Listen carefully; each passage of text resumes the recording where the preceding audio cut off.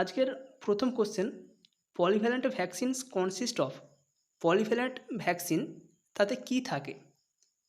সঠিক অ্যান্সার, আমরা জাস্ট অ্যান্সারগুলো আলোচনা করছি, কোনো অপশান দিচ্ছি না, তাই অ্যান্সারগুলো তাতে আমাদের টাইমটাও শর্ট লাগবে এবং বুঝতেও সুবিধা হবে। এতে কি থাকে?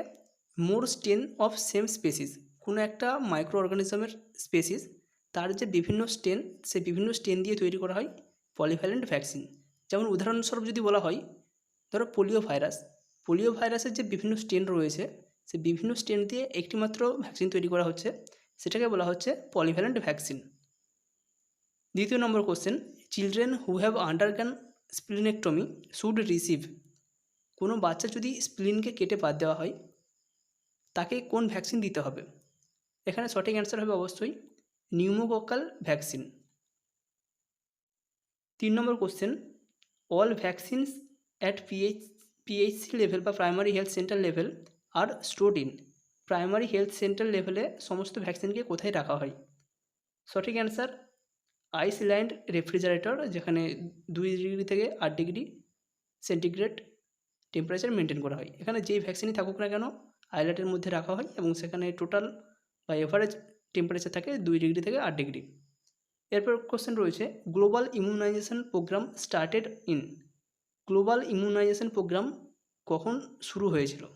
প্রথম শুরু হয়েছিল 1974 সালে, যেটাকে বলা হতো ইপিআই বা expanded programme on immunisation. Expanded programme on immunisation প্রথম শুরু হয়েছিল 1974। পরের কোশ্চেন, 5 নম্বর question, in India universal immunisation programme বা ইউপিআই বলা হয়।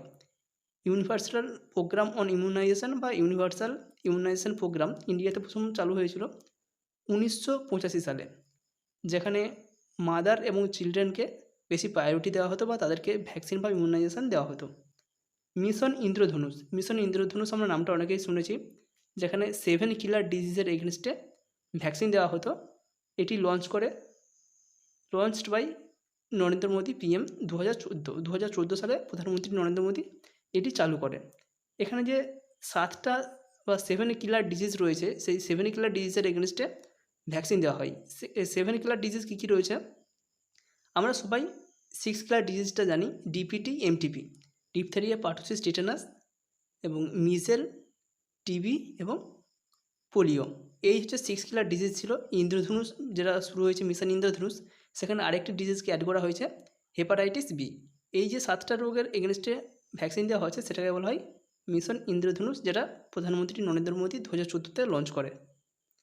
7 নম্বর question, how many disease are vaccinated according to national immunisation schedule. National immunisation schedule অনুযায়ী কতগুলি ডিজিজের ক্ষেত্রে ভ্যাকসিন দেওয়া হয়?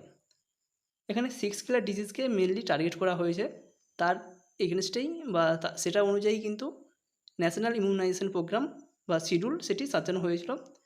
6 কিলার ডিজিজ এখানেও কিন্তু ডিপিটি এবং এমটিপি, ডিপথেরিয়া, পার্টোসিস, টিটানাস এবং মিজেল, টিউবারকিউলোসিস এবং পোলিও এর এগেনস্টে ভ্যাকসিন দেওয়া হয়। 8 নম্বর question, route of rotavirus vaccine. রোটাভাইরাসের ভ্যাকসিন কীভাবে দেওয়া হয় বা কোথায় দেওয়া হয়? আমরা সবাই জানি এটি ওরালি বা বাক্কাল দেওয়া হয় 2.5 ml। 9 নম্বর question, which vaccine is not covered under EPI. ইপিআইয়ের মধ্যে বা এক্সপ্যান্ডেড প্রোগ্রাম অন ইমিউনাইজেশনের মধ্যে কোন ভ্যাকসিন পড়ে না? এটা যেহেতু অপশান থেকে আমরা অ্যান্সারটা কালেক্ট করেছি, সেক্ষেত্রে এমএমআর অপশানে ছিল, সেই জন্য আমরা এমএমআরকে কালেক্ট করেছি। এক্সপ্যান্ডেড প্রোগ্রাম অন ইমিউনাইজেশনে আমরা কিন্তু 6 কিলার ডিজিজটাকে দেখব। যদি 6 কিলার ডিজিজের মধ্যে কোনো ডিজিজ বা সেগুলো যদি অপশান থাকে, সেটা ছাড়া যেটা থাকবে না সেটাকে আমরা এই ক্ষেত্রে চুজ করব। শুধু যে এমএমআর তাই নয়, ডিপিটি এবং এমটিপি, ডিপথেরিয়া, পার্টোসিস, টিটানাস এবং মিজেল, টিউবারকুলোসিস, পোলিও ছাড়া যদি অন্য কোনো ডিজিজ থাকে, সেক্ষেত্রে আমরা সেই অ্যান্সারটাকে চুজ করব। 10 নম্বর কোশ্চেন, এইএফআই এর পুরো নাম কী? এইএফআই এর পুরো নাম কী?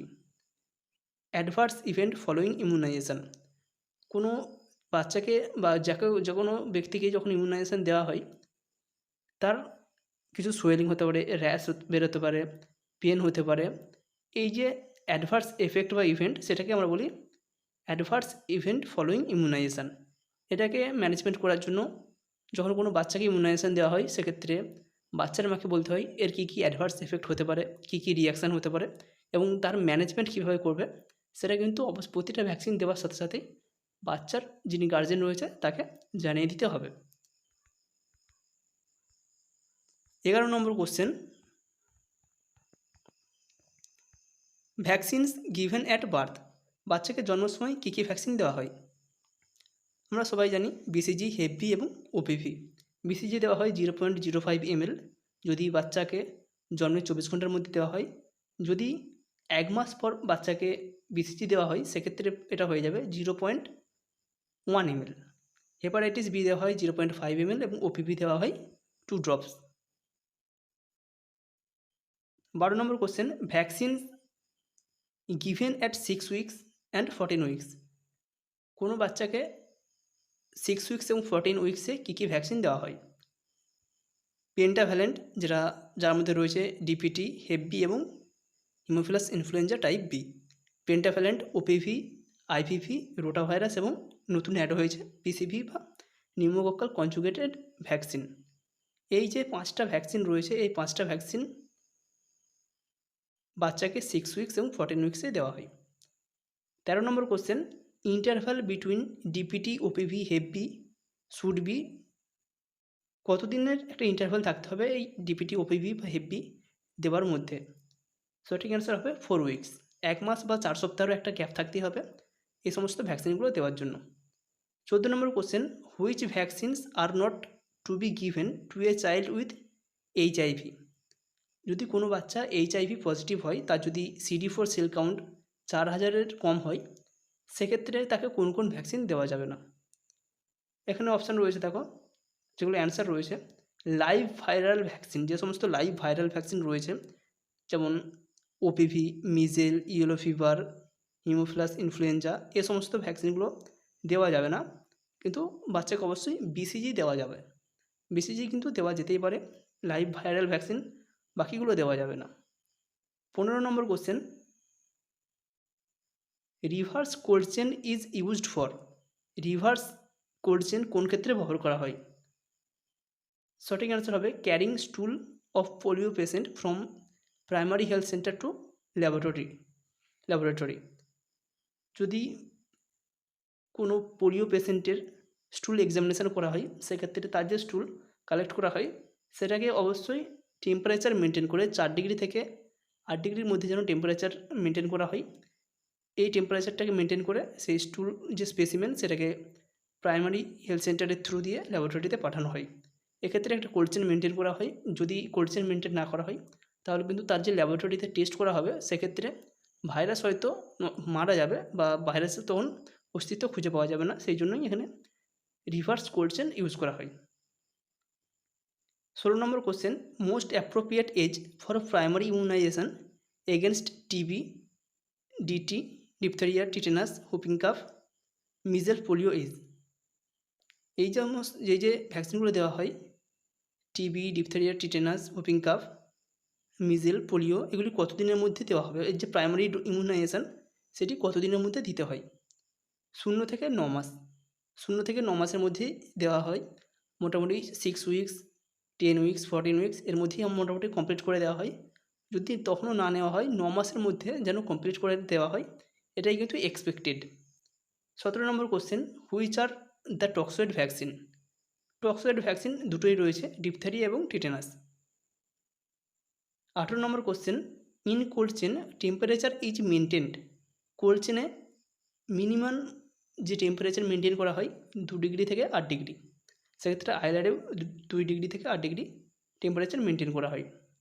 19 নম্বর question, which vaccine can not be stored in freezer, ফ্রিজের যে ফ্রিজার কম্পার্টমেন্ট রয়েছে সেখানে কোন কোন ভ্যাকসিনকে রাখা হয় না বা কোন কোন ভ্যাকসিনকে ফ্রিজিং করা যায় না? সঠিক অ্যান্সার ডিপিটি, যেগুলো টি সিরিজ রয়েছে ডিপিটি, টিটি, টিটি এবং বিসিজি, এগুলোকে কখনোই ফ্রিজিং করা যায় না। ফ্রিজিং করা যায় মিজেল এবং পোলিও ভাইরাসের যে ভ্যাকসিন, এই দুটিকে ফ্রিজিং করা যায় বা ফ্রিজিং কম্পার্টমেন্টে রাখা যায়। 20 number question, most heat resistant vaccine, most heat resistant vaccine হচ্ছে টিটেনাস টক্সয়েড, যেটাকে রুম টেম্পারেচারেও রাখলেও কিন্তু সেটা সহজে নষ্ট হয় না। 21 নম্বর, তবুও কিন্তু এক্ষেত্রে টিটেনাস টক্সয়েডকেও 2 থেকে 8 ডিগ্রি টেম্পারেচার মেনটেন করতে হবে, যদিও এটিকে হিট সেন্সিটিভ একটি হিট রেজিস্ট্যান্ট ভ্যাকসিন। 21 নম্বর, মোস্ট হিট সেন্সিটিভ ভ্যাকসিন কোনটি? পোলিও, যেটি ওপিভি, সেটি হচ্ছে মোস্ট হিট সেন্সিটিভ ভ্যাকসিন। একে মোটামুটি যেটি যখন স্টোর করে রাখা হয় -20 ডিগ্রি সেন্টিগ্রেড মেনটেন করা হয়। 22 number question, frozen DPT should be discarded. DPT বা টি সিরিজের যদি কোনো ভ্যাকসিন, ডিটি, টিটি, বিসিজি, এগুলো যদি ফ্রোজেন হয়ে যায় সেগুলোকে কিন্তু আর ইউজ করা যাবে না, সেগুলোকে সাথে সাথে ডিসকার্ড করে দিতে হবে। BCG is a live attenuated vaccine. Live attenuated ভ্যাকসিনের উদাহরণ হচ্ছে বিসিজি। বিসিজি ডাইল্যুট কোনটি? বিসিজিকে নর্মাল স্যালাইন দিয়ে ডাইলিউট করা হয়। এবং একদম last question, BCG should be discarded after 6 hour if not used after constitution. বিসিজিকে ডাইলিউট দিয়ে গোলার পর বা কনস্টিটিউশন করার পর যদি ভাইলে থেকে যায় কিছুটা, সেক্ষেত্রে 6 ঘন্টার মধ্যে যদি ইউজ হয় তো ইউজ করতে হবে। যদি 6 ঘন্টার মধ্যে ইউজ না হয় সেক্ষেত্রে সেটাকে ডিসকার্ড করে দিতে হবে। এরপর কিন্তু সেটি আর ইউজ করা যাবে না। আবার যখন কোনো ব্যক্তিকে দেওয়া হবে সেক্ষেত্রে আবার নতুন ফাইল ওপেন করতে হবে।